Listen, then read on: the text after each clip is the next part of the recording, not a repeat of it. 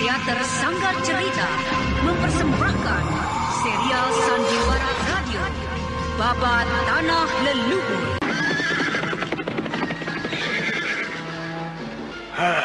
Pastilah kau perempuan yang telah mengganggu rencanaku menangkap kedua buruan itu. Kau datang lagi rupanya. Benar-benar berhati singa kalian semua. Baik, majulah jika kalian ingin mendapat celaka. Babat Tanah Leluhur.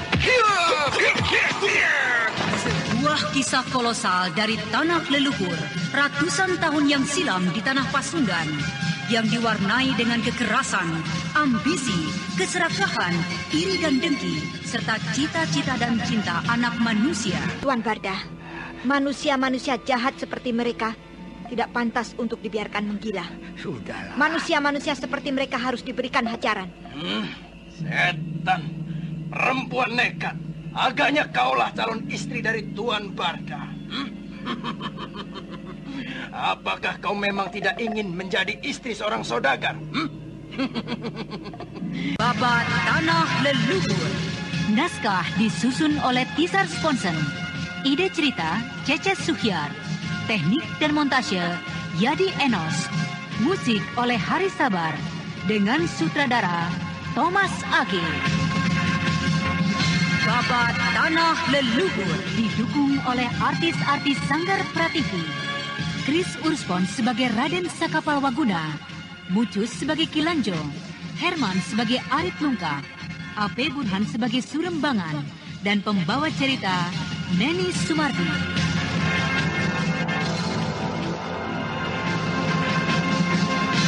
Babat Tanah Leluhur, kali ini dalam episode ke-11 dengan judul Ratu Segara Kidul. Pada kisah yang lalu diceritakan, Prabu Sana telah tiba bersama dengan putranya di pantai selatan. Di pinggir pantai tersebut, Sanjaya kembali mengejutkan ayahandanya. Kata-katanya yang diucapkan tanpa emosi seakan-akan menyiratkan kehendak yang pasti yang harus terjadi, yaitu merebut tahta Galuh dan sekaligus menguasai bumi Jawa dan mancanegara. Dewata telah menggariskan. Dari sanalah kelak aku akan mendapatkan semuanya. Semua, segala-galanya. Untuk mendapatkan kembali Galuh, bumi Jawa, dan juga mancanegara. Dunia ini kelak akan berada dalam genggaman. Dalam genggaman Sanjaya, pewaris tahta dari Sanaha.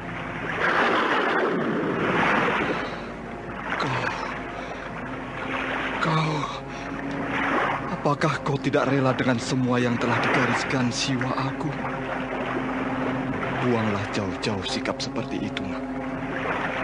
Kau akan menjadi gila jika terus saja memikirkan tentang kebesaran masa lalu kita. Lupakan saja semua itu, Sanjaya. Lupakan saja semua. Tidak. Ayahanda memang tidak akan pernah tahu semua ini. Dunia kelak berada dalam genggaman tanganku. Dunia kelak berada dalam genggaman tanganku. Anakku, kau akan menjadi gila karena sikapmu sendiri, Sanjaya. Sudahlah, dengarlah kata-kataku. Lupakan saja semua kebesaran masa lalu kita. Marilah kita segera kembali. Sebentar lagi tentu akan turun hujan. Kita tinggalkan pantai ini. Di sana kita akan dapat bernaung jika hujan turun. Hujan tidak akan pernah turun, Ayahanda. Halilintar itu adalah pesta penyambutan kedatanganku. Oh, lihatlah. Lihatlah itu, Ayahanda. Kereta kencana telah tiba untuk menyambut kedatanganku. Lihatlah itu, Ayahanda. Sanjaya, kau... Lihatlah itu, Ayahanda. Kereta itu telah tiba.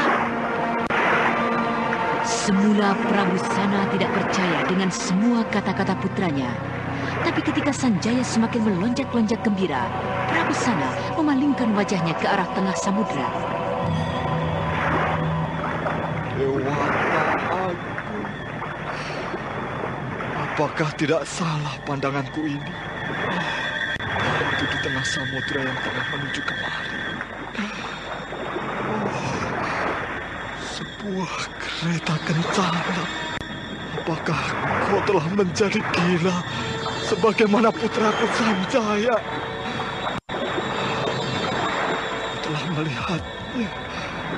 Aku telah melihatnya. Aku telah melihatnya.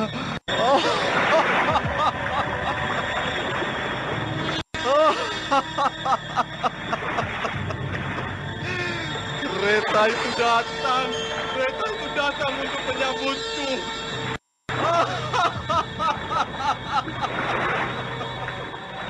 Hoi, cepatlah kemari. Aku sudah tidak sabar lagi menunggumu.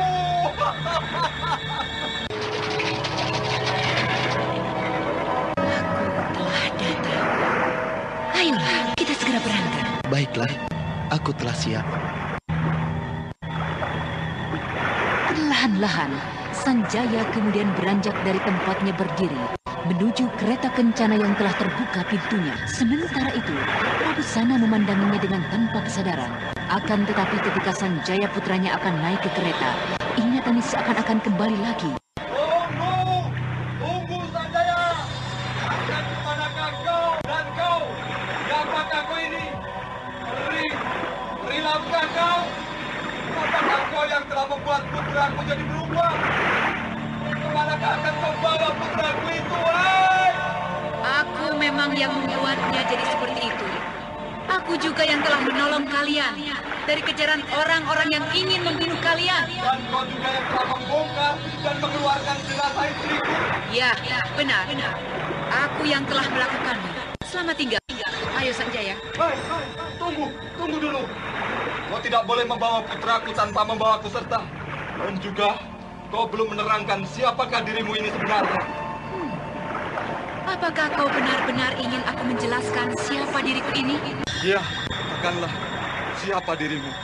Apakah kau tidak akan menyesal? Menyesal? Katakan, aku tidak akan menyesal. Katakanlah Sang Dewi agar ayahandaku tenang meninggalkan aku pergi bersamamu. Baiklah. Kau akan menjadi tenang selamanya. Dengarlah, hei Prabu Sana. Aku adalah penguasa Laut Selatan ini. Aku adalah sembahan para penduduk sepanjang pantai selatan. Dewi Laut Selatan. Ya, kereta kencana dan 6 ekor kuda. Ya, Tuhanku Dewi. Jika kau memang akan menolong kami, janganlah kepalang tanggung. Tolonglah, kembalikan tahtaku dari tangan saudara tiriku Prabu Sena. Mempunyai kekuasaan dan juga kekuatan untuk melakukan hal itu. Tolonglah Sang Dewi, tolonglah. Akan kupuja kau sepanjang hidupku. Jika Galuh kau kembalikan padaku, akan kubuat 10 puri di sepanjang pantai selatan ini untuk memujamu. Jika Galuh kau kembalikan, tolonglah aku, Sang Dewi. Tolong kembalikan padaku tahta Galuh yang telah menjadi milik keluargaku itu. Kau tidak akan bisa mendapatkan kembali tahta Galuh, Prabu Sana. Aku tidak dapat melawan keputusan yang telah dibuat oleh Hyang Agung. Tapi kau tidak perlu kecewa, karena tahta itu akan kembali pada putramu, yang kelak akan menjadi besar, jauh melebihi dirimu. Menjadi besar, menguasai tidak hanya sekedar Galuh dan Pulau Jawa, tapi juga mancanegara, bahkan mungkin lebih dari itu. Nah, selamat tinggal. Ayo berangkat Sanjaya, naiklah cepat. Baiklah Sang Dewi.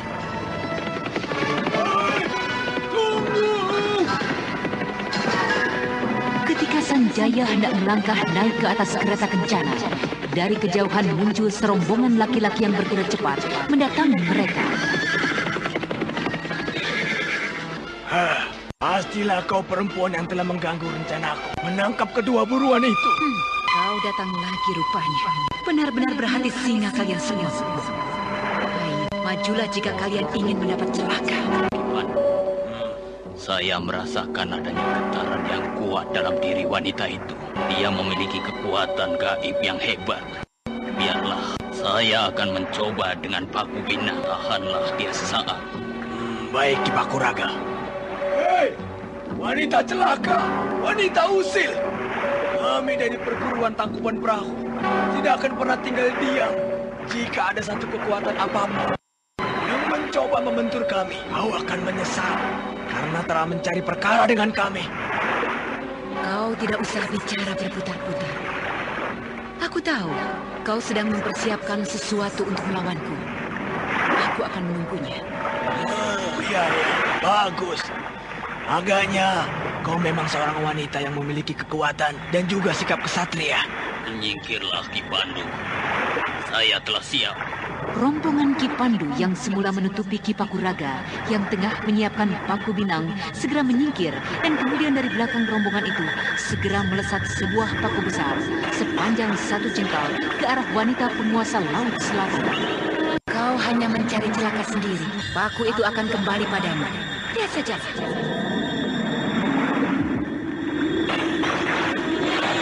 Paku binang yang semula meluncur 1 meter di atas tanah, tiba-tiba saja melesat naik ke atas, tinggi melewati kepala wanita agung. Paku binang itu berputar di belakang tubuh wanita agung. Setelah berhenti sejenak di atas kepala penguasa Laut Selatan, paku tersebut melesat kembali ke arah pemiliknya. Oh, celaka. Paku itu akan menyerang.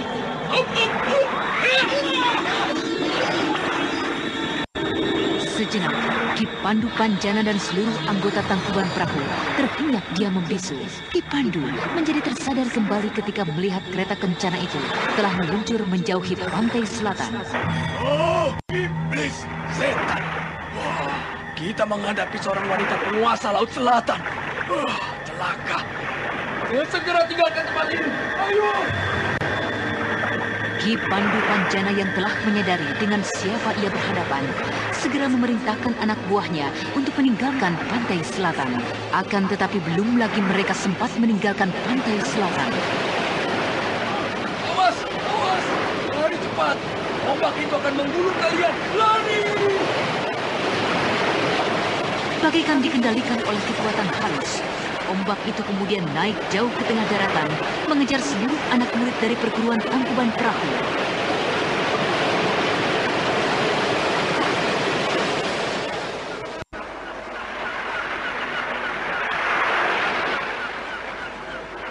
Beberapa saat saja, suasana yang semula riuh dengan amukan ombak dan teriakan puluhan manusia, kini berubah menjadi tenang kembali. Suasana kembali sebagaimana biasa. Akan tetapi, tampak bagaikan ada tangan-tangan halus. Satu demi satu, tubuh-tubuh itu muncul dari dalam air dan mengambang di permukaan laut, dan kemudian digusur oleh ombak-ombak menuju pantai.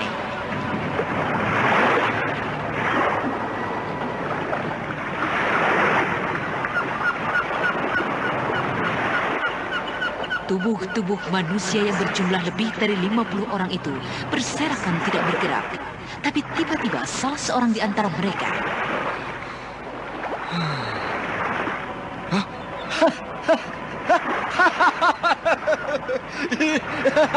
Aku telah melihatnya.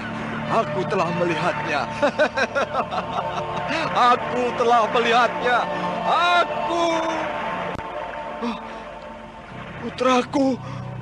Putraku, putraku Sanjaya, kembalikan putraku Sanjaya, kembalikan putraku. Kau telah mencuri, telah menculik putraku, kembalikan putraku, kembalikan jantung hatiku, kembalikan putraku Sanjaya, kembalikan.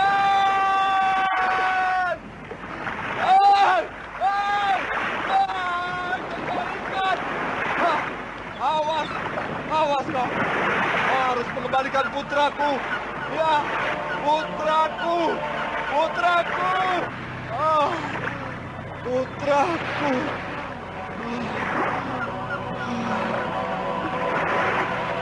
Laki-laki yang berteriak dan melempar-lempar lautan dengan pasir ternyata adalah Prabu Sana, seorang raja besar yang kini telah kehilangan segala-galanya. Kekuasaannya, putranya, dan juga ingatannya.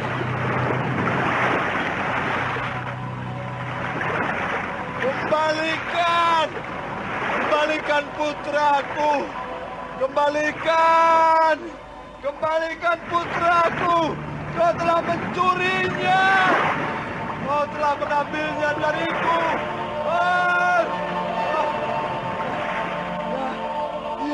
Iya, aku telah melihatnya. Iya, aku telah melihatnya. Iya, aku telah melihatnya. Prabu Sana berjalan terhuyung-huyung menyusuri pantai selatan yang telah menjadi gelap karena datangnya sang dewa malam. Laki-laki yang malang itu terus menyusuri pantai selatan sambil menangis, tertawa, dan juga berteriak-teriak marah. Prabu Sana, seorang maharaja besar yang semula diagung-agungkan kebesarannya, kini tidak lagi menyisakan kebesaran masa lalunya. Tidak akan ada seorang pun yang akan mengenalnya. Bajunya telah hancur compang-camping selama pelariannya. Kulitnya kotor dan tidak pernah lagi sempat dibasuh selama beberapa hari. Rambutnya yang panjang teratur kini terurai ke sana-sini menutupi sebagian wajahnya.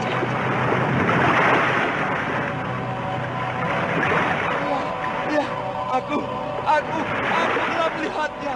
Ya, aku telah melihatnya. Iya, aku telah melihatnya.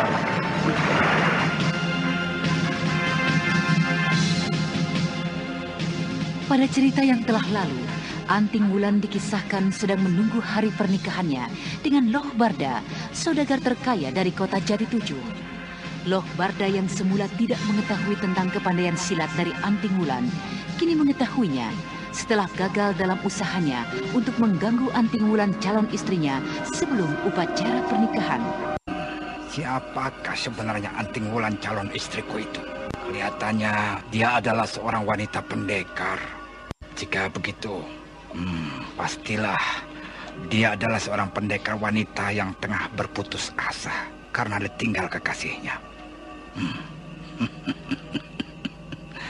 Untung sekali aku jika demikian. Hampir saja aku menggigit jari melihat gadis secantik Anting Wulan diperistri oleh pengurus kebunku. Biarpun tua, aku pasti akan dapat membahagiakannya. Kekayaanku dan semangat jantanku akan menjadi buktinya kelak. Akan kuundang seluruh pejabat kota ini. Akan kubuktikan bahwa aku walaupun tua masih mampu mendapatkan seorang gadis sempurna seperti Anting Wulan. Tapi sungguh-sungguh penasaran jika aku tidak mengetahui sampai di mana tingkatan kepandaian istriku itu. Tapi sikap kerasnya bisa-bisa merusak hubunganku dengannya. Aku harus mengetahui sampai di mana kepandaiannya. Anda sekarang masih mendengarkan Sandiwara Radio Babat Tanah Luhur di channel Fauzan Ihsan. Mampu mengimbangi pengawal utamaku, si Somar itu. Akan kulihat.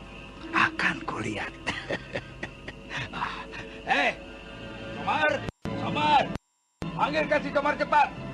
Somar! Rumah saudagar Loh Barda terletak di pusat kota Jatitujuh, di salah satu jalan yang tidak terlalu ramai.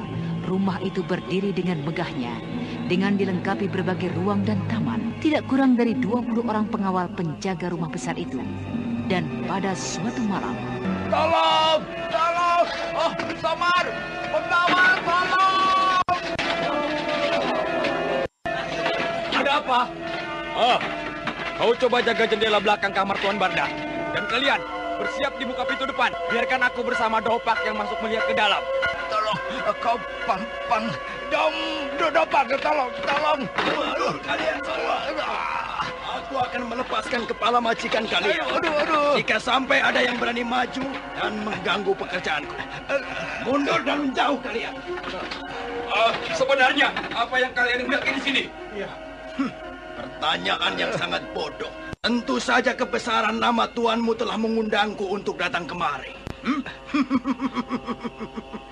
Kau berani sekali, Tuan Barda. Walaupun sudah kuperingatkan untuk tidak berteriak, kau masih tetap berani untuk berteriak. Aduh. dulu kita dulu. Kau pikir aku menjadi kerepotan dengan pengawal-pengawal bodohmu yang berdatangan itu? Ayo, sekarang katakanlah Tuan Barda, di mana kau simpan hartamu itu? Aku hanya akan mengambil sebagian saja. Tunjukkan cepat. Kira jauh lebih berarti nyawamu daripada hanya setumpuk permata dan uang simpananmu. Cepat. Jangan hanya menggigil seperti tikus kecebur. Cepat. Baik. Bambang, di mana Somar? Somar mana? Setan. Aduh. Aduh. Kita kau lepaskan dulu tekikanku ini. Cepat tunjukkan. Dan jangan membuat kesadaranku habis dengan sifat serakahmu itu. Somar tidak berada di tempat ini. Dia tidak berada di kota ini. Aku melihatnya pergi meninggalkan kota. Ayo, cepat tunjukkan. Ayo. Iya tuh. Baik. Itu di sana. Itu sana. Aku meletakkannya. Tuh. Bagus. Adilodaya. Coba kau buka lemari itu dan ambil isinya. Baik, Kakang. Ambil dan uras seluruh isi hartanya. Tolong jangan kalian habiskan ya. Ambil saja sebagian. Kalau kalian akan dapat mencukupi kebutuhan kalian seumur hidup dengan sebagian kecil saja. Ya, jangan semuanya. Tolonglah, kasihanilah aku yang telah bersusah payah mengumpulkan harta itu. Buka saja kotak itu dengan golokmu, Lodaya. Baik, Kakang. Hati-hati. Laki-laki bertubuh tinggi kurus dengan rambut terurai tak beraturan, kemudian mencabut goloknya yang besar, dan kemudian siap untuk mengayunkan goloknya. Tunggu, jangan lakukan itu. Masukkan kembali golokmu. Dan kau lepaskan Tuan Barda. Apa kau ini? Mengapa kau berani bersikap gila seperti ini? Apakah kau memang ingin mencari mati? Oh, kau Anting Wulan. Biarkanlah mereka. Jangan kau mencari celaka dengan melawannya. Mundurlah. Biarkan saja mereka. Tuan Barda, manusia-manusia jahat seperti mereka tidak pantas untuk dibiarkan menggila. Sudahlah. Manusia-manusia seperti mereka harus diberikan hajaran. Setan, perempuan nekat. Agaknya kaulah calon istri dari Tuan Barda. Apakah kau memang tidak ingin menjadi istri seorang saudagar? Jangan mencari penyakit. Ayo, Lodaya, hancurkan kotak itu dengan golokmu. Jangan lakukan jika kau ingin selamat. Setan belang, agaknya kau ingin kubuat celaka. Lodaya, kau lumpuhkan wanita liar itu. Dan kita akan membawanya bersama-sama dengan harta benda Tuan Barda. Oh, jangan lakukan itu. Itu adalah calon istriku. Jangan ganggu dan bawa dia. Jangan. Ayolah, macan kurus. Kemarilah. Mendekatlah padaku. Aku ingin melihat apakah pisau dapurmu itu cukup tajam. Loh Barda yang kini tengah menggenggam golok kebanggaannya. Sebuah golok yang ukurannya lebih besar dari biasanya. Lalu Loh Barda menggeram marah melihat dan mendengar olok-olok dari perempuan di hadapannya. Perlahan-lahan, Loh Barda menggeram sambil memasukkan kembali goloknya. Akan ku remas mulutmu serta dadamu itu, wanita lancang. Berhati-hatilah kau. Kau kini berhadapan dengan Lodaya, seekor harimau ganas yang ditakuti orang di daerah hutan raya dan Cisaka Thomas. Kau hanya akan membuang-buang waktu saja jika tidak mempergunakan golokmu itu. Ayolah cepat. Perempuan sombong, rasakanlah ini.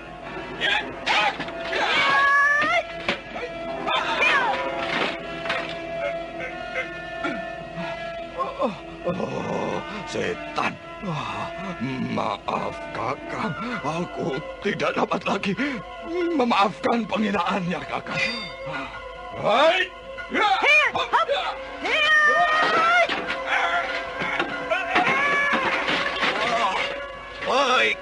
Baiklah.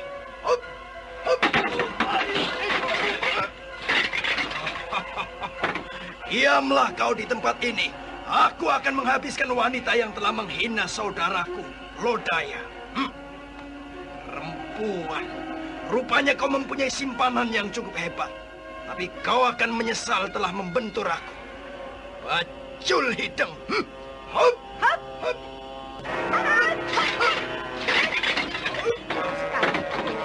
Hanya memiliki kepandaian seujung kuku, kau sesumbar setinggi gunung. Ayo bangkit, bangkitlah Bajul Hidang. Ayo, kita beri ajaran perampok liar itu. Ayo, sikat saja. Sikat sampai mati. Jangan tunggu. Kita tidak boleh main hakim sendiri. Keduanya sebaiknya kita serahkan saja pada pengawal kota ini. Biarlah nanti penguasa kota ini yang menentukan hukuman yang pantas untuknya. Jangan. Sayang sekali, Tuan. Sebaiknya kita beri hajaran saja. Iya, beri hajaran agar setan itu menjadi jerah. Betul itu. Hajar aja. Ayo betul, Tuan. Hoi, ada apa ini? Apa yang telah terjadi? Kura-kura bodoh, goblok, kerbau dungu. Kemana saja kau? Kemana saja? Pengawal dungu. Aku membayarmu untuk menjaga keselamatanku. Bodoh, tolol. Hampir saja seluruh hartaku terkuras habis olehnya. Oleh perampok-perampok itu. Untung saja ada calon istriku. Benar-benar, aku tidak menyangka kau memiliki kepandaian bagaikan seorang dewi. Luar biasa sekali kepandaianmu, Wulan, istriku. Bengong saja. Ayo, bawa kedua perampok itu pada penguasa kota ini. Cepat, bawa. Iya, baik. Aku benar-benar tidak menyangka. Aku benar-benar tidak menduga. Aku telah mendapatkan seorang dewi sebagai calon istriku. Anting Wulan. Sebentar, ya. Kita akan bicara banyak di kamarku ini. Aku akan mengunci pintu kamar itu sebentar. Tunggu.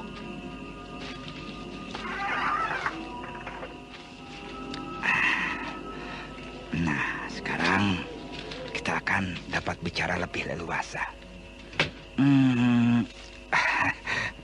Kau jangan berdiri saja di situ. Ayo sini, duduk di sini, di pinggir ranjang ini. Sini. Apalagi yang akan Tuan Barda katakan?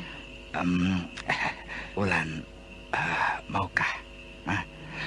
Maukah kau bercerita tentang asal-usulmu yang sebenarnya? Ya, melihat kepandaianmu yang hebat tadi, aku percaya kau pasti mempunyai latar belakang yang luar biasa. Kau pasti bukan dari kelompok atau turunan biasa. Ayo, berceritalah Wulan, kekasihku. Berceritalah. Satu saat kau pasti akan tahu sendiri. Kau akan tahu, Tuan Barda. Tapi tidak saat ini. Maafkan aku. Ya, kau tidak perlu meminta maaf, ya. Kau tidak bersalah. Aku mengerti. Aku percaya padamu. Rupanya pertempuran tadi sempat juga membuat keringatmu mengalir, Wulan. Sini, biarlah aku bersihkan keringatmu yang di dahi itu. Sini. Loh Barda, saudagar kaya raya yang sudah tergila-gila pada anting bulan itu, duduk lebih merapat lagi. Dan kemudian dengan penuh kemesraan, laki-laki yang telah berumur lebih dari setengah abad itu membersihkan keringat yang mengalir di dahi anting bulan. Sudahlah Tuan Barda, Tuan beristirahat saja. Hari sudah jauh malam, dan saya pun juga ingin beristirahat. Ya. Beristirahatlah ya. Beristirahatlah, Wulan sayangku. Beristirahatlah. Anting Wulan kemudian melangkahkan kakinya meninggalkan kamar Loh Barda. Akan tetapi, di muka pintu gadis perkasa yang malang itu berhenti, kemudian membalikkan tubuhnya dan menatap dalam-dalam pada laki-laki tua yang telah kasmaran padanya. Tuan, apakah benar Tuan tidak mempunyai seorang istri? Dan Tuan hidup hanya seorang diri? Benar. Aku hidup menduda sejak 10 tahun yang lalu lah. Kau dapat percaya kata-kataku, Wulan. Dan kau dapat melihat sendiri kan. Tuh, lihat. Tidak ada seorang wanita pun di sini. Percayalah. Ya, saya percaya. Saya percaya, Tuan. Tuan adalah seorang terhormat di kota ini. Saya percaya. Saya permisi kembali ke kamar. Oh, silakan.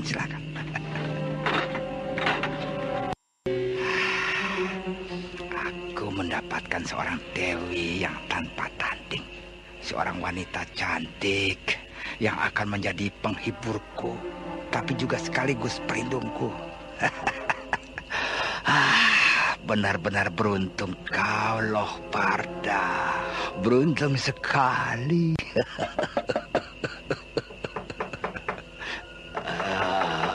Tuan, Tuan Loh Barda. Kau itu Somar? Benar Tuan, ini saya, Somar. Ya. Celaka Tuan. Kenapa? Celaka sekali. Ada apa Somar? Ada apa? Kedua orang itu Tuan. Perampok? Kedua perampok itu kelihatannya semakin menjadi penasaran dengan kekalahannya Tuan. Dia mengatakan kekalahannya itu bukanlah main-main lagi. Dan mereka tidak berpura-pura kalah pada pertempuran tadi, seperti yang telah kita rencanakan Tuan. Mereka benar-benar jatuh dan terluka dalam karenanya. Jadi bayaran yang kita berikan tidak ada artinya jika dibandingkan dengan kehormatannya yang telah diinjak dalam arti yang sesungguhnya, Tuan. Bukan lagi dalam permainan yang telah mereka rencanakan, Tuan. Setan. Lalu apa yang mereka inginkan? Apa yang mereka ingin perbuat? Ayo, katakan. Tuan, mereka akan melaporkan kekalahan mereka pada guru mereka, Tuan. Mereka agaknya hendak membalaskan dendam mereka, Tuan. Setan, kerbau dungu. Berita ini sedikit pun tidak boleh tercium oleh calon istriku. Iya, Tuan. Tidak boleh. Iya. Kau kembalilah kepada mereka. Baik. Berikan tambahan upah pada mereka. Sumbat dan hapus dendam mereka dengan uangku. Setan licik. Bagus. Ini, berikan pada mereka. Awas kau perampok licik. Satu saat aku akan membalaskan semua sikapmu ini. Akan kukerahkan pasukan pengaman kota dengan uang dan kekuasaanku. Awas kalian. Ayo, Somar, cepatlah kau pergi temui mereka. Katakan agar tidak membuka mulut. Dan kau pun dapat mengatakan pada mereka, jika perlu aku dapat mengerahkan tidak hanya 20 orang pengawalku, tapi juga 100 pengawal kota. Katakan itu padanya, pada mereka. Baik, Tuan Barda. Ayo, cepat pergi. Sebelum fajar, kau sudah harus berada kembali di sini. Baik, Tuanku. Hamba permisi. Iya. Keesokan harinya, sebuah berita tambahan tentang kehebatan dari calon istri Loh Barda mulai menyebar dari satu mulut ke mulut lainnya. Hingga seluruh kota pun mulai membicarakan perkawinan tersebut, sekaligus tentang kehebatan calon istrinya yang mampu mengusir para perampok berilmu tinggi tanpa bantuan orang lain. Benarkah itu, Somar? Benarkah orang di seluruh kota tengah membicarakan tentang kehebatan calon istriku? Biarlah berita menarik ini menyebar terus. Dan biarlah semua orang tahu bahwa aku, Loh Barda, kini beristrikan seorang pendekar wanita yang cantik jelita. Seorang wanita jelita yang memiliki kepandaian bagaikan seorang dewi. Bagaimana dengan persiapan pestaku itu, Somar? Aku ingin pesta itu benar-benar meriah. Ini adalah hari perkawinanku. Dan ingat, apa itu, Tuanku? Katakan pada seluruh penghuni rumah besarku, aku tidak ingin berita tentang keluargaku sampai ke telinga calon istriku. Katakan, hukuman yang seberat-beratnya akan kuberikan pada mereka yang membocorkan berita ini. Nanti. Baik, Tuanku Loh Barda. Akan hamba sampaikan semua itu. Hamba permisi, Tuanku. Ada beberapa orang tertentu, orang-orang yang cukup penting yang belum saya sampaikan. Tuan. Bagus. Iya. Kerjakan segera tugasmu. Iya, Tuan. Semua ini dengan tuntas. Ayo. Iya, Tuan. Hamba permisi, Tuan. Iya. Seperti hari-hari biasanya, Anting Wulan terus saja mengurung dirinya dalam kamar. Dan pada malam berikutnya, ketika Anting Wulan tengah termenung memikirkan nasibnya, sepertinya aku mendengar suara yang mencurigakan di atas atap kamarku. Suara itu menghilang kembali. Rupanya aku kedatangan tamu. Seorang yang berkepandaian tinggi. Iya. Suara itu kudengar lagi. Oh, iya. Dia mencoba mengintai dengan membuka atap kamarku. Baiklah. Kau akan merasakan akibat dari kelancanganmu, pencuri busuk. Hiya! Anting Wulan kemudian menyambar sisir yang berada di sampingnya. Dan kemudian dengan cepat, sisirnya itu meluncur naik menembus atap. Akan kulihat dia keluar.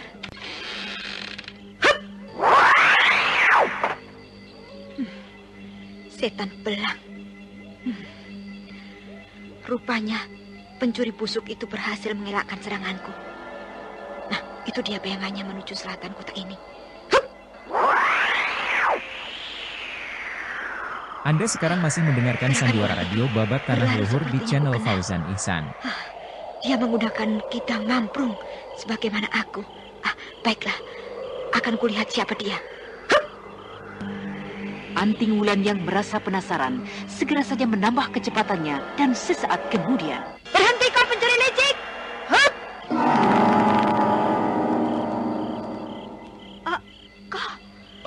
Kau Kakang Saka? Iya, aku Adik Wulan.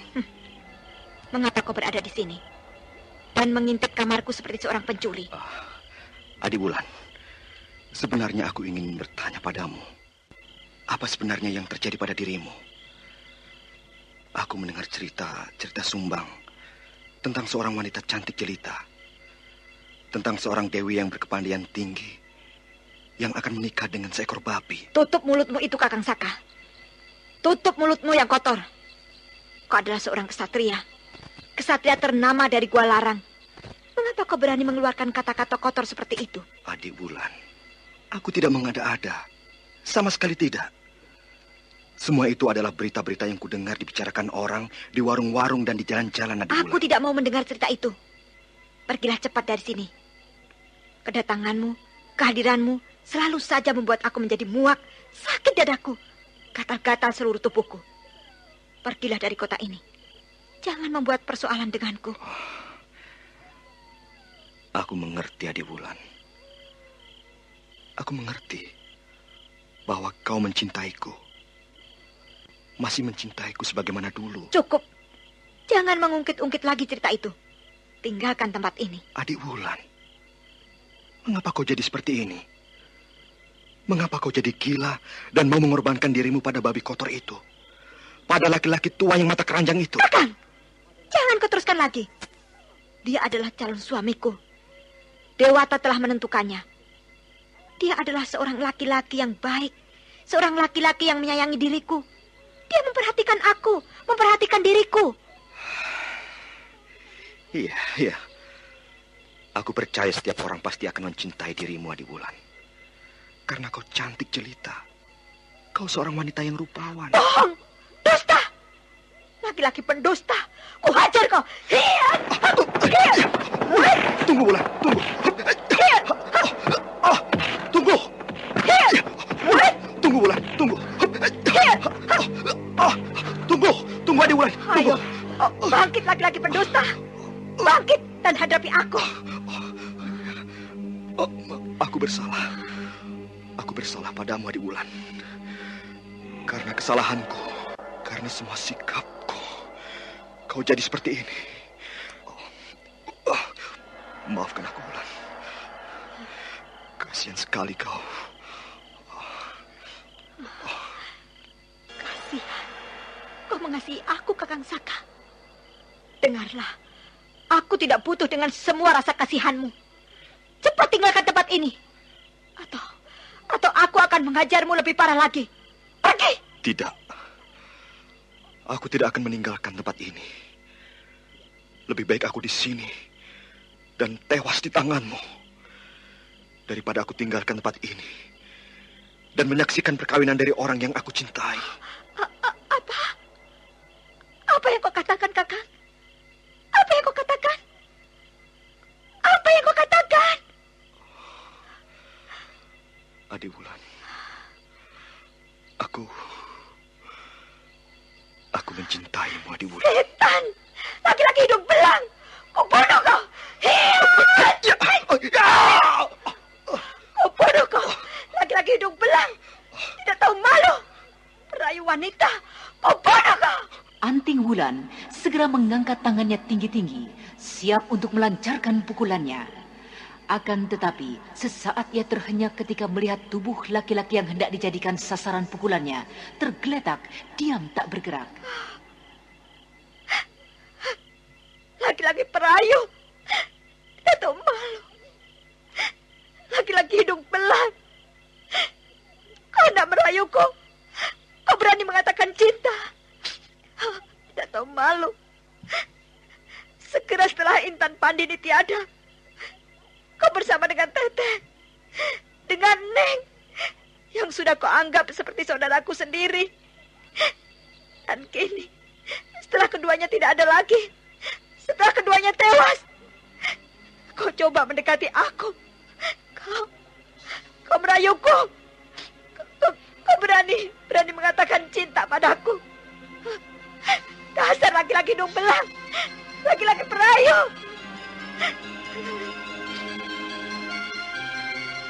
Anting Wulan yang menjadi hancur hatinya, terhina oleh sikap kakangnya, melangkah pergi meninggalkan tubuh Raden Sakapalwaguna yang tergeletak di rerumputan tidak sadarkan diri.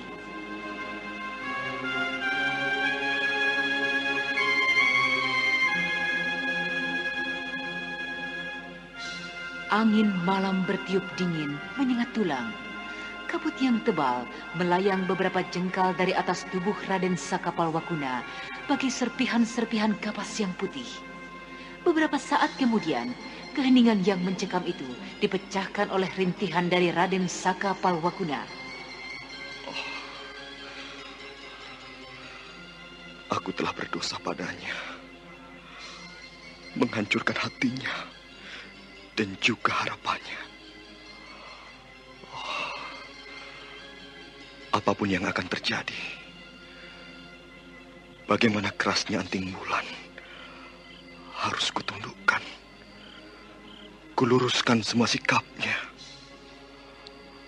Oh, Dewata, mengapa kau tutup dan kau butakan mataku? Wanita yang sebaik itu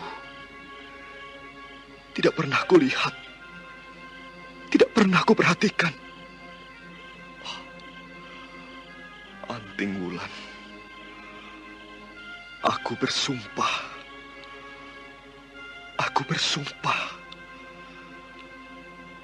aku tidak akan menikah dengan seorang wanita, tidak akan meletakkan hati seseorang wanita pun di dalam dadaku ini, kecuali hatimu. Kau seorang wanita yang baik. Aku telah buta. Hatiku buta. Anting Wulan, aku mencintaimu. Aku mencintaimu.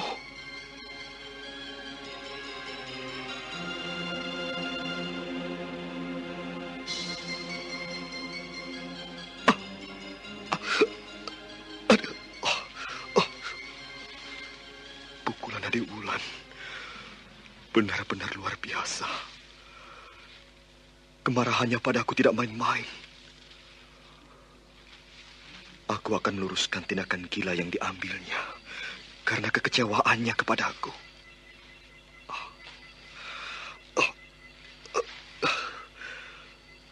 Aku akan menjumpai kembali laki-laki itu. Laki-laki timpang itu. Mungkin dengan bantuannya aku akan dapat mencari jalan untuk menyelesaikan urusanku dengan Adik Wulan. Ya, semoga ia dapat menolongku.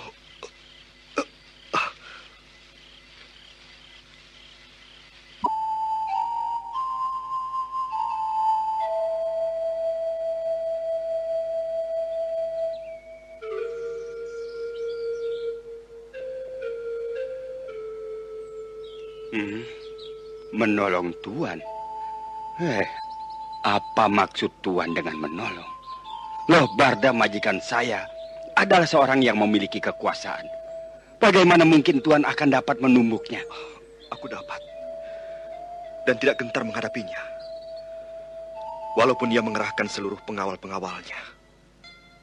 Tapi menghadapi kekasihku, menghadapi yang sedang kalut dan kecewa, adalah satu hal yang sangat berbahaya. Kepandaiannya sangatlah tinggi. Tolonglah, Ki. Apakah ada jalan lain yang dapat kita lakukan untuk menyelesaikan masalahku dengan kekasihku? Ya, aku mengerti. Aku mengerti kau pasti sangat gelisah dengan sikap kekasihmu. Sikap putus asa yang teramat berat. Sikap dan bentuk satu keputusasaan yang sangat luar biasa. Ya, aku tahu.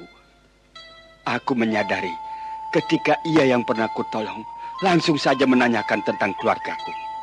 Dan kemudian memaksaku untuk menikahinya setelah mengetahui bahwa aku seorang duda. Kau sangat baik. Aku tahu kau akan dapat memberikan jalan untuk menolongku.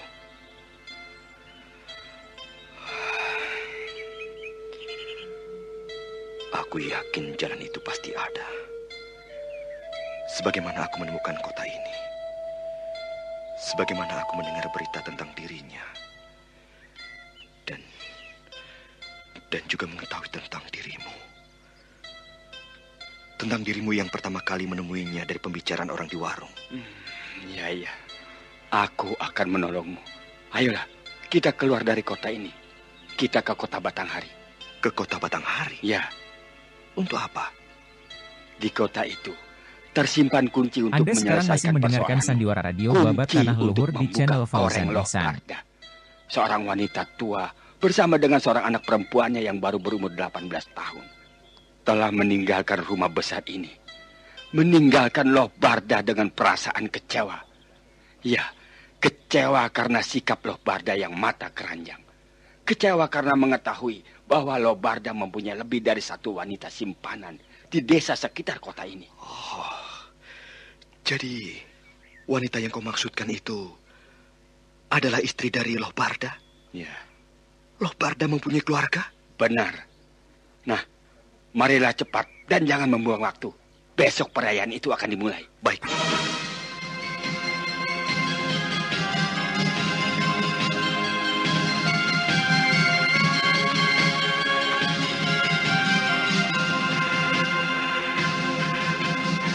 Dengan harapan yang kembali berbunga dalam hati, Raden Sakapalwaguna meninggalkan kota Jatitujuh. Sementara itu, persiapan di rumah besar, rumah saudagar terkaya di kota Jatitujuh, semakin menjadi-jadi. Janur kuning telah menghiasi setiap bagian dan ruang rumah besar itu. Laki-laki hidung belang, laki-laki setan, perayu. Untuk apa dia datang kembali menemuiku? Menyatakan cinta. Menyatakan cinta.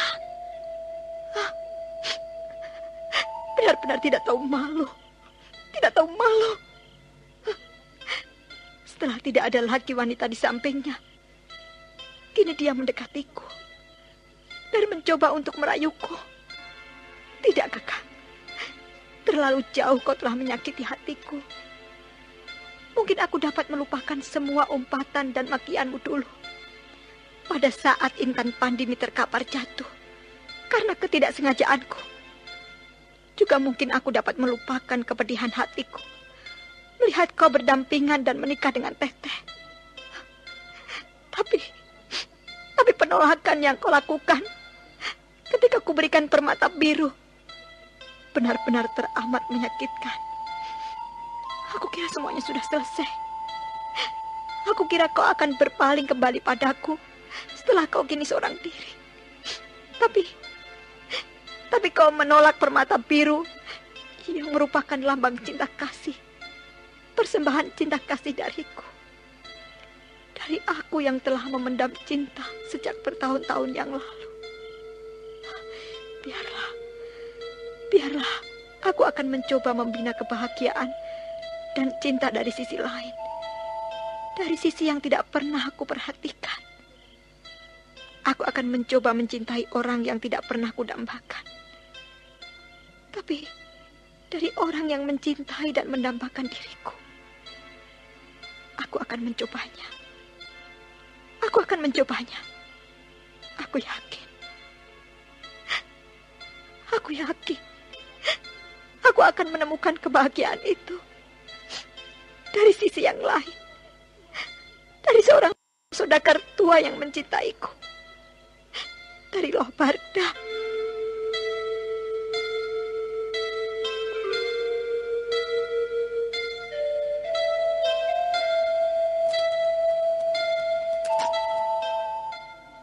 Anting Wulan kemudian mencoba untuk merebahkan dirinya dan memejamkan matanya. Beberapa saat ia menjadi resah, tapi kemudian ia pun berhasil memejamkan matanya. Wulan, memang aku telah bersalah padamu. Aku bersalah padamu. Aku telah membuatmu menderita karena sikapku padamu. Kau telah mengambil suatu keputusan yang dapat merusak masa depanmu. Anting Wulan, maafkan aku. Maafkan aku, Anting Wulan. Kau telah terlalu dalam menyakiti hatiku, Kak. Kau telah terlalu dalam menusuk hatiku. Hatiku sakit, sakit sekali. Aku sudah tak ingin lagi bertemu denganmu untuk selamanya. Selamat tinggal, Kakak. Oh, Anting Wulan, jangan tinggalkan diriku. Jangan tinggalkan diriku, Anting Wulan. Anting Wulan, jangan tinggalkan diriku. Anting Wulan, kau kejam sekali. Anting Wulan, apakah tidak ada maaf lagi bagi aku, kakakmu? Sekeras batukah hatimu? Anting Wulan, jangan tinggalkan aku. Jangan tinggalkan aku sendiri di tempat ini. Anting Wulan, tunggu. Tolonglah aku. Tolong. Wulan.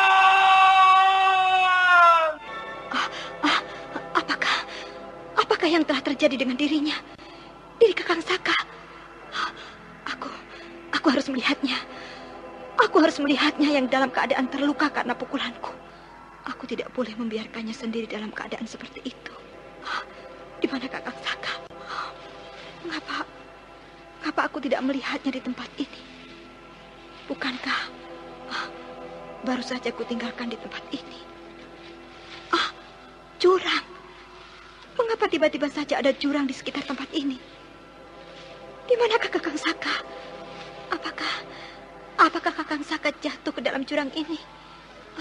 Aku harus melihatnya ke bawah. Dengan terengah-engah kecemasan, Anting Wulan turun merayapi tebing curam di bawahnya. Kabut-kabut yang putih bertebaran di bawahnya, seakan-akan hendak menutup dan menyelimuti dasar jurang yang curam. Anting Wulan turun dan terus merayap turun sampai akhirnya. Kakang!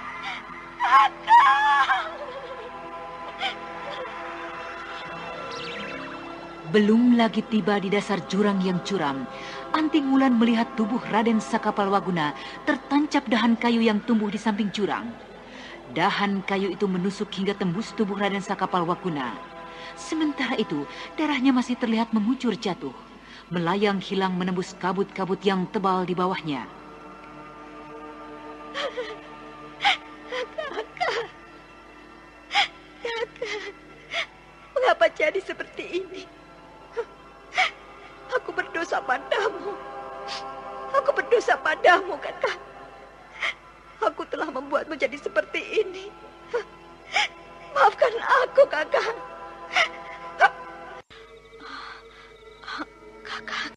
Kakang Saka. Kakang. Aku bermimpi rupanya. Apa yang terjadi dengan Kakang Saka? Aku telah meninggalkannya dalam keadaan tak sadarkan diri. Aku telah meninggalkannya dalam keadaan terluka. Persetan dengan keadaannya. Persetan. Enak sekali dia jika langsung tewas seperti itu. Enak sekali. Dia tidak lagi merasakan kehancuran untuk waktu yang lama. Jika memang dia telah menyesali dirinya, dia harus menyesalinya untuk waktu yang lama. Aku harus melihat keadaannya. Dengan kepandaiannya yang tinggi, Anting Wulan dengan mudah kembali meninggalkan kamarnya tanpa diketahui seorang pun. Gadis itu berlari cepat menuju tempat di mana Raden Sakapalwaguna ditinggalkan dalam keadaan tak sadarkan diri.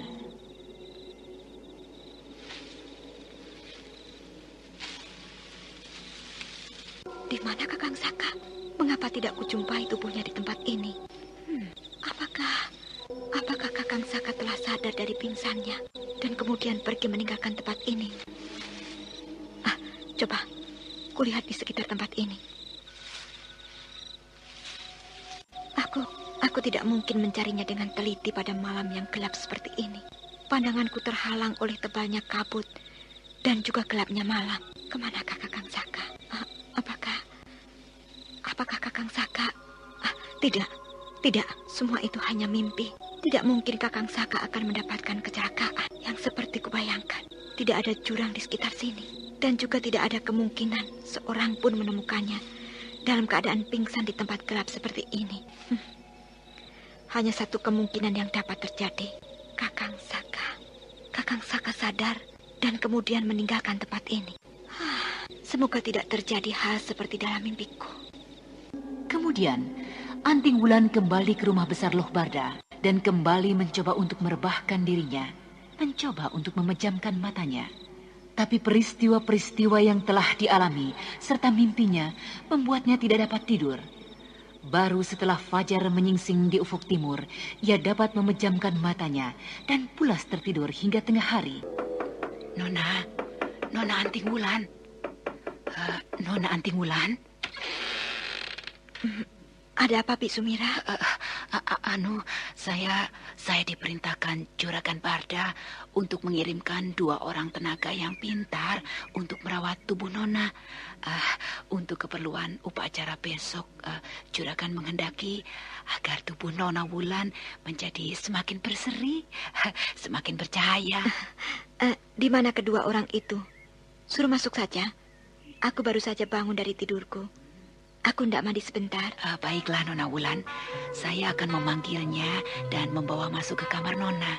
Bik Sumirah, pelayan tua dari Juragan Loh Barda, pergi memanggil 2 wanita yang bertugas untuk merawat tubuh Anting. Sementara Anting Wulan membasuh dirinya. Beberapa saat setelah selesai membersihkan tubuh serta berganti pakaian, Anting Wulan melihat 2 orang wanita yang tengah duduk menantinya. Seorang wanita berumur hampir setengah bayi, sedangkan yang satunya seorang gadis yang baru berumur sekitar 18 tahun. Bibi bersama adikkah yang akan merawat tubuh saya? Iya, saya Nyi Langkis yang akan merawat tubuh Nona hingga bercahaya berseri, yang kelak akan membuat calon suami Nona yang sangat Nona cintai semakin tergila-gila. Dan itu putri Bibi kah? Iya, dia bernama Arum, putri saya. Iya, saya bernama Arum, kakak yang manis, kakak yang cantik. Ada apa? Ada apakah dengan putri Bibi? Kelihatannya dia tidak suka dengan saya. Arum, bukan sikap seperti itu yang harus kau lakukan pada orang yang baru kau kenal. Ayo, bersikaplah lebih sopan. Haruskah saya bersikap sopan kepadanya, Bu? Arum. Ada apakah ini? Kenapa dengan Arum? Jika memang dia tidak suka dengan... Sebaiknya lah dia tinggalkan. Biar saya nanti mencari orang lain untuk mengurus saya, untuk merawat tubuh saya. Aku harus pergi. Maksudmu, aku harus pergi dari kamar ini? Iya, kau harus pergi dari kamar ini. Jika tidak dapat bersikap sopan dan tahu adat sedikit. Tahu adat? Aku harus... Arum, sudahlah. Kita akan membicarakannya. Tapi bukan dengan cara seperti itu. Diamlah. Apakah kalian datang kemari hanya sekedar ingin ribut denganku? Bibi Langkis, aku menghormatimu sebagai seorang tua. Tapi sikap dari putrimu yang tidak tahu adat, yang tiba-tiba saja menjadi gila, sangatlah keterlaluan. Arum, dengar kata-kataku. Dengar dan jangan mengganggu ibumu. Atau kau boleh keluar dari kamar ini. Maaf, Nona Wulan. Kau tentu terkejut dengan sikap anakku. Duduklah, kita akan membicarakannya. Bicaralah saja. Bibi tidak usah memerintahku. Bibi berada di kamarku. Bicaralah. Kamarmu? Arum. Begini, Nona Wulan. Ketahuilah, maksud kedatangan saya sebenarnya bukanlah untuk merawat tubuh Nona Wulan. Saya bukanlah seorang perawat tubuh. Rupanya Bik Sumirah telah mempermainkan aku. Kurang ajar.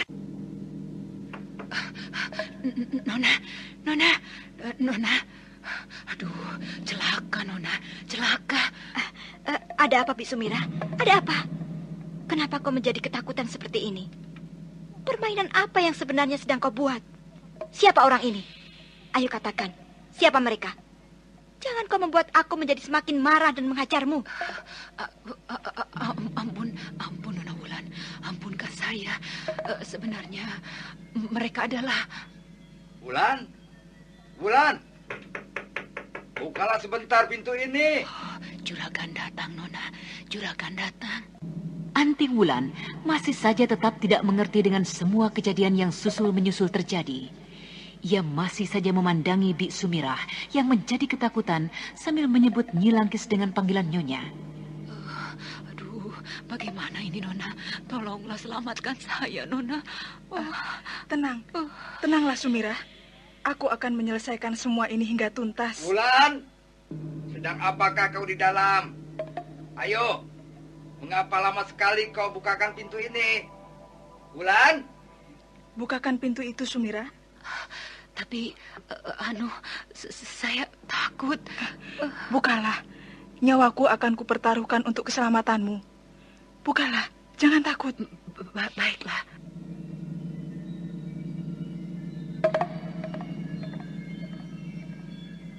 Bi Sumirah kemudian melangkah membuka pintu kamar Anting Wulan. Sementara itu Anting Wulan mulai menjadi semakin jelas dengan apa yang terjadi di hadapannya. Dan ketika pintu itu terbuka... Kau Langkis? Iya, Kakang. Aku Langkis. Aku kira kau sudah melupakanku. Ternyata perpisahan selama 3 bulan tidak berarti bagi hubungan kita. Kau masih tetap mengenalku dan masih tetap mengenangku. Mungkin Kakang juga masih mencintaiku. Untuk apa kau datang kemari lagi? Untuk apa kau kembali kemari? Kau sudah meninggalkan aku selama lebih 3 bulan.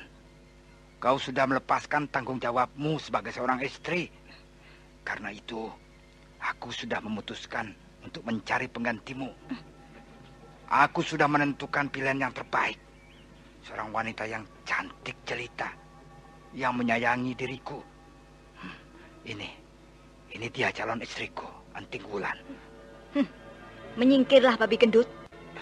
Wulan. Menyingkirlah penipu busuk. Laki-laki hidung belang. Kau sudah mendustaiku. Kau mengatakan bahwa dirimu adalah seorang duda yang tidak mempunyai istri dan anak. Aku harus memberikan hajaran padamu. Wulan, sejak kepergiannya, sejak ia melepaskan tanggung jawabnya, aku sudah menyatakan diriku sebagai seorang duda dan bebas dari ikatan perkawinan dengannya. Aku mencintaimu, Wulan. Aku tidak berdusta. Aku sangat membenci wanita yang tidak mau mengenal tanggung jawabnya. Pandai sekali berdalih di depan orang yang tidak tahu tentang kebusukanmu. Pada orang yang tidak pernah mengerti siapa juragan Loh Barda. Yang tidak pernah tahu mempunyai lebih dari 2 orang wanita simpanan di berbagai tempat. Dasar laki-laki hidung belang. Kakang Barda, sebenarnya aku tidak pernah ingin bersikap kasar seperti ini. Aku tidak pernah ingin mempermalukan dirimu. Tapi aku juga lebih tidak ingin jika seorang gadis yang masih polos, yang masih suci menjadi kurbanmu, kurban kelicikanmu. Kau wanita tidak tahu diri. Kau mau memfitnah aku, ha? Somar! Somar! Somar! Panggilkan Somar, pangwalku. Somar! Cukup! Jangan lagi berteriak-teriak, Tuan Barda. Aku menjadi muak melihat sikapmu. Sikap seorang laki-laki mata keranjang. Sikap seorang laki-laki berhati binatang. Ampunkan aku, Wulan. Janganlah kau dengar kata-kata wanita pendusta itu. Aku tidak pernah berbuat kotor seperti itu. Tidak pernah. Aku adalah seorang yang terhormat. Aku tidak mungkin merusak nama besarku dengan... Cukup. Hubungan kita putus sampai di sini. Janjiku semuanya batal. Dan untuk dusta yang kau lakukan itu, tidak ada maafnya. Tidak ada maafnya. Kecuali jika kau mau bersujud meminta maaf pada Nyi Langkis istrimu. Meminta maaf pada putrimu Arum yang telah kau permalukan dengan sikapmu.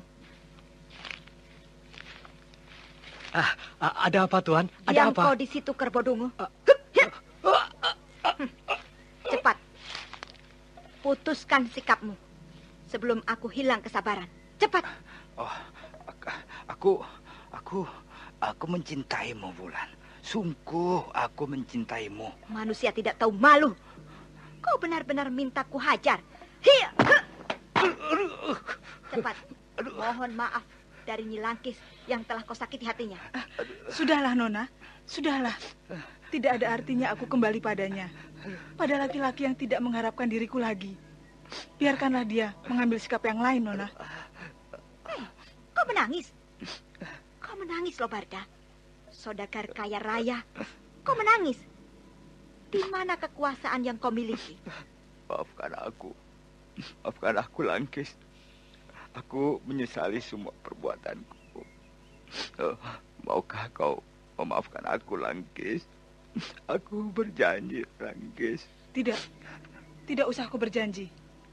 Tidak usah kita berkumpul lagi. Tidak ada gunanya. Kau tidak perlu takut dengan Nona Wulan. Aku tidak ingin kita berkumpul dalam suasana yang tidak berbeda. Biarlah aku kembali saja. Kedatanganku kemari hanyalah ingin menyelamatkan cinta.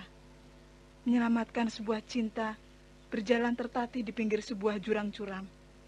Menyelamatkan cinta yang didambakan setiap anak manusia. Apa maksud Nyi Langkis? Cinta yang indah adalah cinta yang juga diwarnai oleh kecemburuan. Dan cinta yang indah adalah cinta dua anak manusia yang telah tabah dan terbuka. Kakang Lobarda, biarkanlah aku pergi. Kukira kita tidak mungkin bersatu lagi. Langkis, aku... Marilah kita pergi, Arum. Kita hidup dan tinggal saja di Batanghari, di tempat ayah ibuku. Kita akan hidup tentram di sana, seperti yang sudah kita jalankan beberapa bulan lalu. Ayolah, Arum. Selamat tinggal, Ayah. Ayolah, Arum. Ya, pergilah, Arum. Pergilah ke tempat kakekmu. Ya, aku akan datang menjemputmu sore ini juga. Aku akan menjemputmu sekaligus menjemput ibumu. Pergilah. Kemudian Nyi Langkis meninggalkan rumah besar itu, rumah dari Juragan Loh Barda suaminya. Belasan bahkan puluhan orang yang telah berkumpul di luar kamar Anting Wulan berdiri mematung dengan wajah yang sedih dan kemudian mengantarkan kembali kepergian Nyi Langkis hingga ke muka pintu gerbang. Nyi Langkis, istri dari Juragan Loh Barda yang sangat mereka hormati.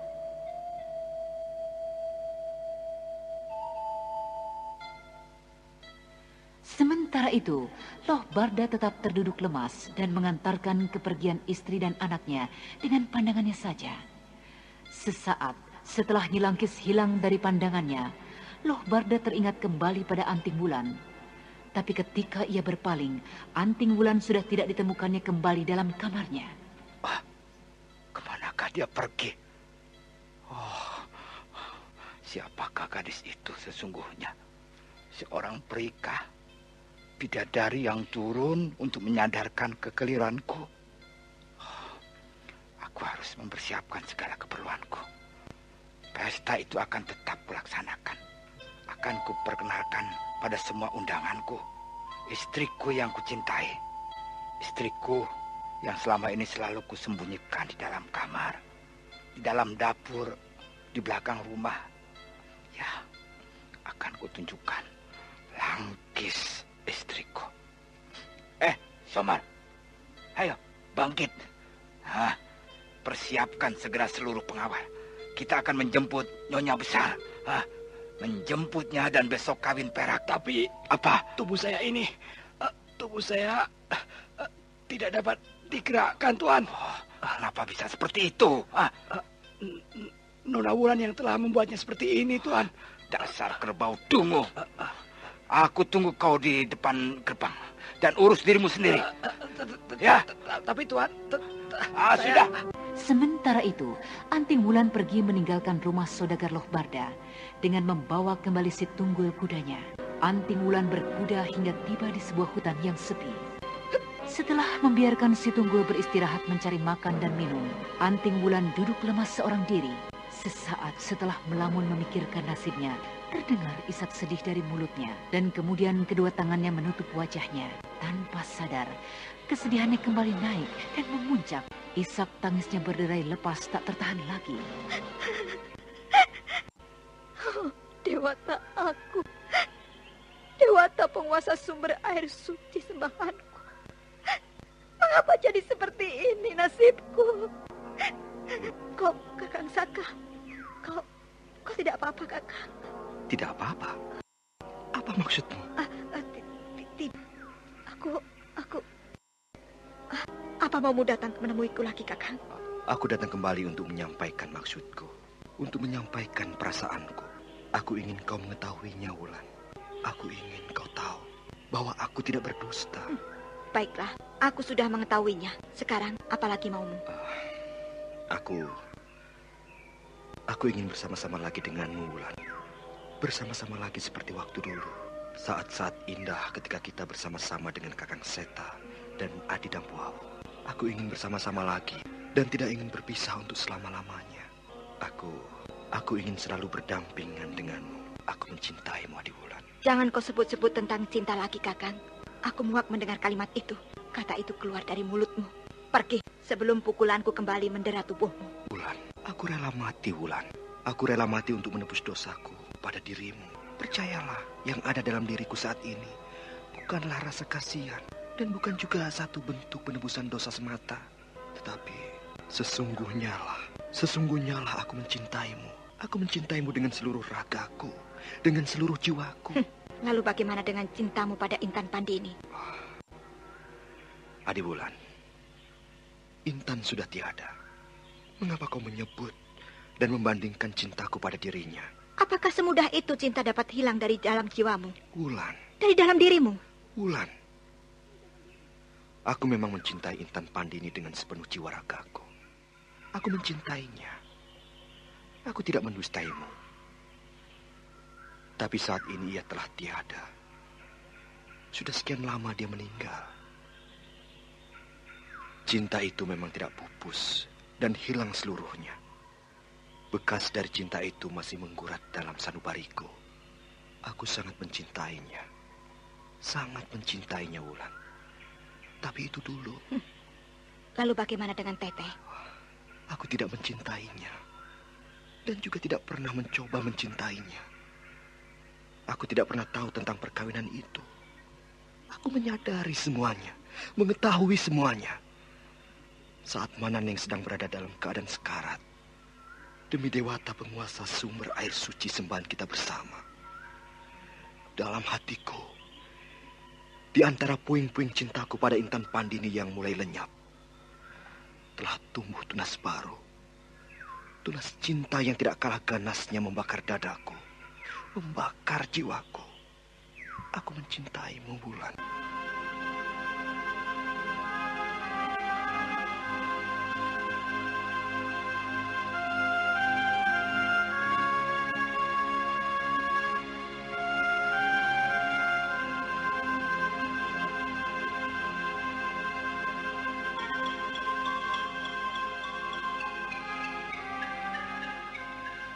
Sesaat, Anting Wulan tergoyah oleh bujuk dan rayu Raden Sakapalwaguna. Kata-kata rayuan yang indah seakan-akan mencuci dendam dan sakit hatinya. Tapi beberapa saat kemudian, Anting Wulan kembali tersentak dari lamunannya. Tidak, tidak, tidak, Kakang. Sebaiknya kau tinggalkan saja diriku. Aku telah bersumpah. Sejak kau tolak permata biru yang aku persembahkan, aku tidak lagi dapat memaafkanmu. Aku tidak mungkin menerima kehadiranmu di sisiku, di dalam jiwaku. Maafkan aku, Kakang. Baiklah, apapun keputusanmu. Aku akan tetap berada di sampingmu. Berada di dalam bayanganmu. Aku akan selalu membayangi dirimu kemana kau pergi. Apapun yang akan terjadi, aku akan melakukannya. Kau kira kau akan mampu membayangi diriku? Kau kira kau mampu berbuat seperti itu. Baiklah, akan kulihat buktinya. Hup. Ayo Tunggul, kita pergi dari sini. Hiya, hiya.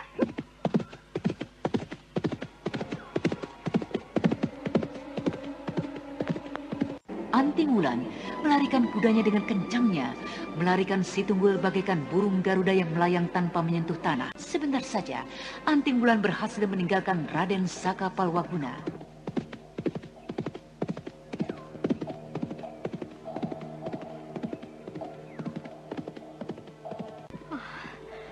Aku tetap tidak akan memberikan kesempatan baginya untuk mendekatiku lagi. Aku juga tidak akan membiarkan diriku jadi permainan cintanya. Tulus maupun tidak menjadi persoalan. Sikapnya yang menyakitkan hatiku sudah menutup hatiku, menutup rapat-rapat bagi kehadirannya. Kakang Saka, apapun juga tidak akan dapat membuat goyah hatiku. Hujan rayuanmu tidak akan ada artinya bagiku. Percuma, Kakang. Percuma.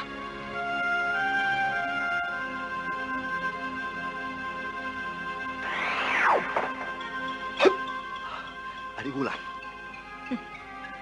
Cepat juga larimu, Kakang. Kau berhasil mengejar lari kudaku hanya dalam waktu beberapa saat. Cepat atau lambat, aku tetap akan mengejarmu, Adik Wulan. Maafkanlah aku, Wulan. Aku menyintaimu dengan sepenuh hatiku. Aku rela kau bunuh sekalipun untuk membuktikan cintaku. Cukup. Laki-laki cengeng, perayu wanita, hidung belang. Agaknya itu adalah kata-kata hafalanmu yang kerap kau ucapkan pada setiap wanita yang kau jumpai. Cukup, Kakang. Jangan kau teruskan lagi. Aku muak, Kakang. Aku muak. Adik Wulan, jika kau memang benar-benar muak padaku, kenapa kau tidak membunuh saja diriku? Cabut pedangmu itu. Cabut dan tancapkan ke dalam dadaku ini. Bangkit, laki-laki. Bangkit, laki-laki tidak tahu malu. Laki-laki cengeng. Dengarlah. Kau boleh mendapatkan diriku. Kau boleh kembali padaku. Tapi ada beberapa syarat yang harus kau penuhi. Ada beberapa syarat yang harus kau jalankan. Apa itu, Adik Wulan? Katakanlah. Apapun syaratnya akan kujalankan. Sekalipun aku harus menyabung nyawaku. Baiklah, jika kau memang setuju. Sekarang dengar syarat pertamanya. Syarat pertama, kau harus dapat mengalahkan aku. Kau harus dapat menundukkan aku. Nah, lakukanlah. Adik Wulan, bagaimana mungkin aku dapat mengalahkan dirimu? Kepandaian yang kau miliki sangat jauh melebihi diriku. Lalu apakah dengan demikian kau mau melepaskan kesempatan itu? Kesempatan untuk mendapatkan diriku? Baik. Baiklah, Adik Wulan. Aku akan mencobanya. Aku menerima syaratmu itu. Bagus. Jika begitu, bersiaplah. Jika begitu, aku akan segera menyerangmu.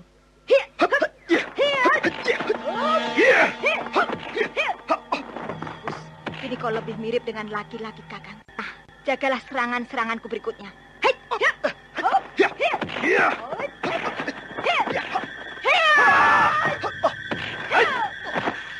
Anting Wulan terus menyerang Raden Sakapalwaguna tanpa ampun lagi. Serangan-serangannya menghujani kakangnya dengan deras, hingga membuat kakangnya tak lagi dapat bernafas dengan sempurna. Sampai pada suatu ketika, serangan Anting Wulan yang deras menerpa tubuhnya, dan Raden Sakapalwaguna melayang jauh dan jatuh di semak-semak yang rimbun.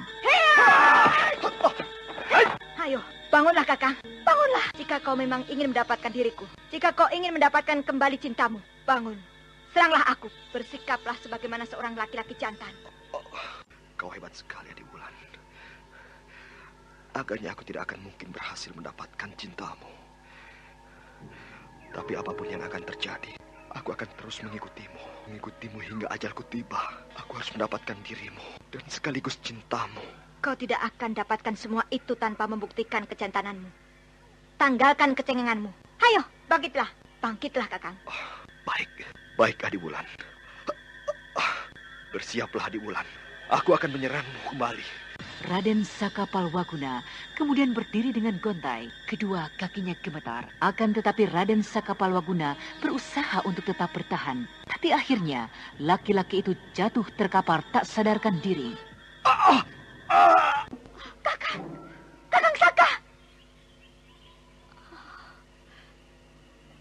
Kakang Saka! Kakang Saka tidak sadarkan diri lagi. Apa yang harus kuperbuat? Meninggalkannya kembali seperti dulu. Kali ini lukanya sangat parah.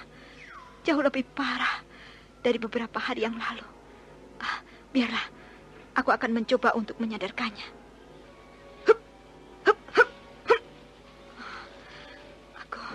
Aku tidak akan menyadarkannya. Aku akan mencoba untuk meringankan sedikit lukanya dengan menyalurkan tenaga dalamku.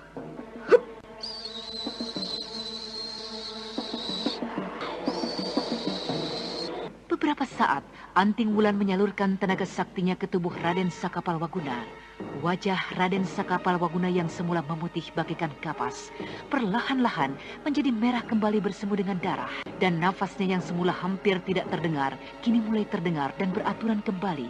Sebentar lagi, ia akan sadar. Aku harus tinggalkan segera tempat ini. Tapi, baiklah, aku akan menyingkirkan tubuhnya ke sebuah gua yang aman dan terlindung.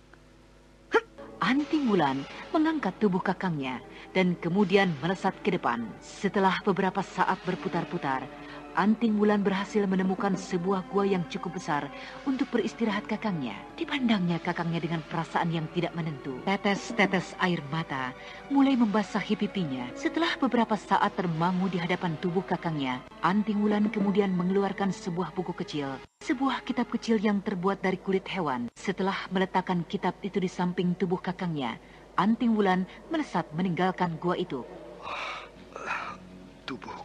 Tubuhku sakit sekali. Di manakah aku? Iya. Aku ingat sekarang. Adik Wulan telah memukulku habis-habisan. Agaknya aku tidak mempunyai harapan lagi untuk mendapatkan cintanya. Adik Wulan sudah sedemikian sakit hatinya kepadaku. Apa ini? Sebuah kitab.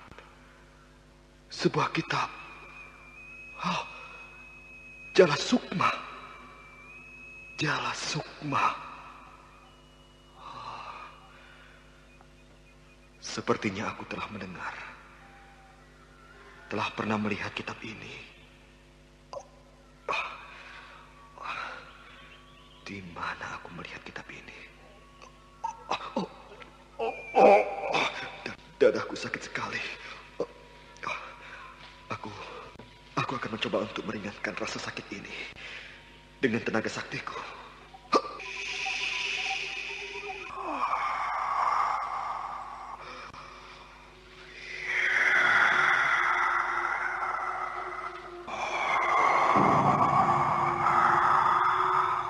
Setelah tenggelam beberapa saat dalam semedinya, tenggelam dalam usaha pengobatan luka dalamnya, rasa sakit yang sebagian besar telah disembuhkan dengan tenaga sakti Anting Wulan menjadi semakin jauh berkurang. Dan beberapa saat, Raden Sakapalwaguna mulai membuka matanya.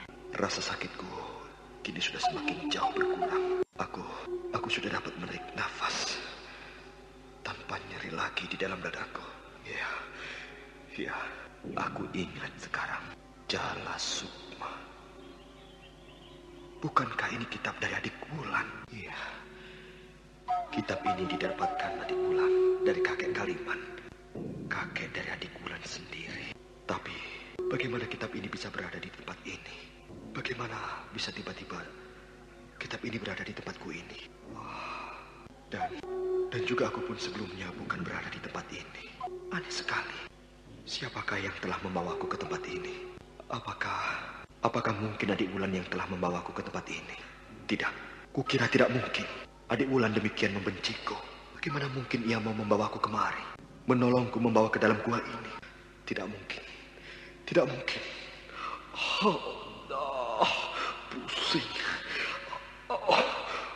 Pusing kepalaku.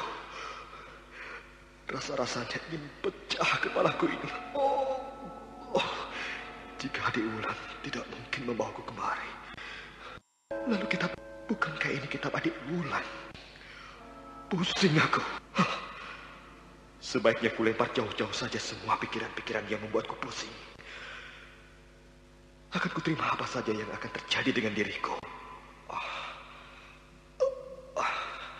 Baik. Aku akan keluar. Biarlah untuk sementara kitab ini kubawa saja. Sementara itu tanpa setahu Raden Sakapalwaguna, sepasang mata yang indah, lentik dan tajam sedang memandangi setiap gerak-geriknya. Sepasang mata yang indah itu kelihatan sedemikian redup memandang Raden Sakapalwaguna, dan perlahan-lahan tubuhnya bergerak mengikuti langkah Raden Sakapalwaguna. Sementara itu, bola matanya seakan-akan tidak ingin lepas dan bergerak dari Raden Sakapalwaguna. Kakang Saka, pelajarilah kitab itu. Pelajarilah Kakang. Kelak kau akan bisa melampaui syarat pertamaku. Kau akan mampu menundukkan aku. Kini sepasang mata yang indah itu dipenuhi dengan butir-butir air mata yang jatuh saling bersusulan, saling berkejaran. Ternyata sepasang mata itu adalah milik dari Anting Wulan, murid dari Resi Wanayasa, yang juga telah mendapat tuntunan ilmu serta aji-aji kesaktian dari penguasa Laut Selatan. Sementara Raden Sakapalwaguna terus saja melangkahkan kakinya tanpa menyadari seseorang yang mengikutinya.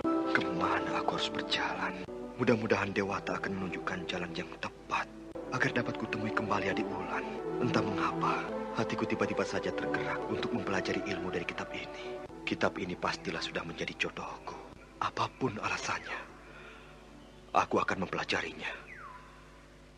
Sementara belum ketemukan pemiliknya, sementara belum ketemukan adik Wulan, kubuka saja sekarang kitab ini. Jala Sukma, sebuah kitab utama yang berisikan inti kekuatan gaib dan kekuatan nyata. Lembar pertama hanya berisi gambar-gambar saja. Mata. Agaknya mata merupakan salah satu inti dari kekuatan gaib. Bagaimana aku dapat memulai mempelajari kitab ini? Kitab ini hanya kelihatan berisikan gambar-gambar. Tidak ada keterangan yang dapat membantuku untuk mempelajarinya.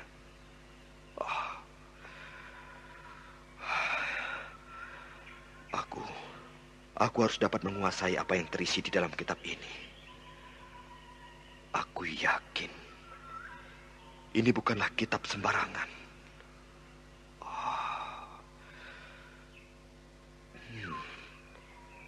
Cara pernafasan khas dari Aji Jala Sukma. Baik. Akan kucoba mengikuti petunjuknya.